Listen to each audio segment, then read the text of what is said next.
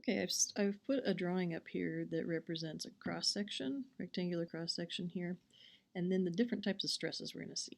So in our reinforced concrete class, this is how we calculated a stress. We had moment, you have the distance from the neutral axis to the edge, and then you have I.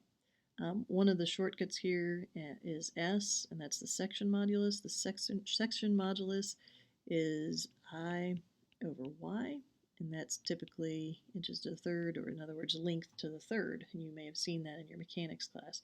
So I've used that shorthand just to keep the number of terms in our equations a little less. The other piece here, so this is M due to load. The other piece here is we've got a moment due to the pre-stressed tendon, and we have a compressive axial force due to the pre-stressed tendon as well. So we've got the P over A force, which is uniform compressive stress, positive compression, and we're going to use negative for tension. This is typical for designers using concrete because the negative is a state we don't really want, so we know there may be cracking.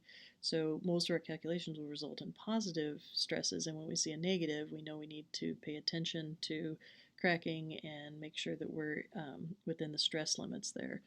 So if I take these three terms and I put them in an equation for stress, and remember that we started using little f for stress instead of sigma as we looked in the concrete code, we're going to have a P over A, we're going to have the PE over S, and we're going to have the M of whatever the load is over S.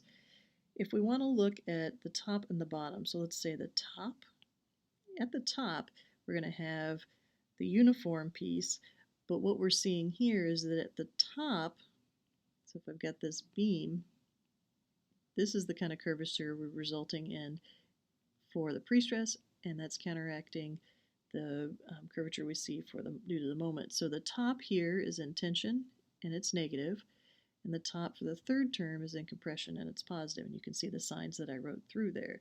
So positive, negative, positive. This is our top section modulus with the y top as part of that equation. And then we can do something similar for the bottom.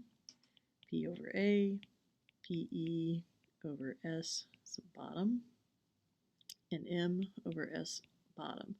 Signs here are positive, positive, negative. So you see the last two terms, the signs flip. The first term does not flip, so you don't expect to get a plus 500, minus 500, or something equal and symmetric like that. These will be different calculations.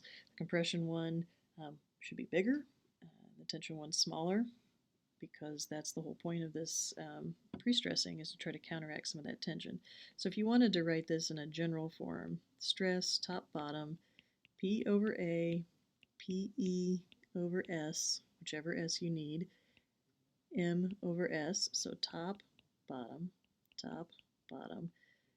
It's always plus P over A, but then you have minus for the top, plus for the bottom, and then you have plus for the top, minus for the bottom, and that puts you into a general form of this equation that if you wanted to put that on a note card for a test is always a nice handy thing to have.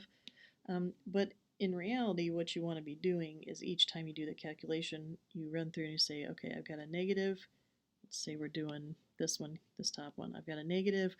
Check that visually and in your mind. Say, okay, top of it, it would be curved like this, and that is tension, and that should be negative. Check.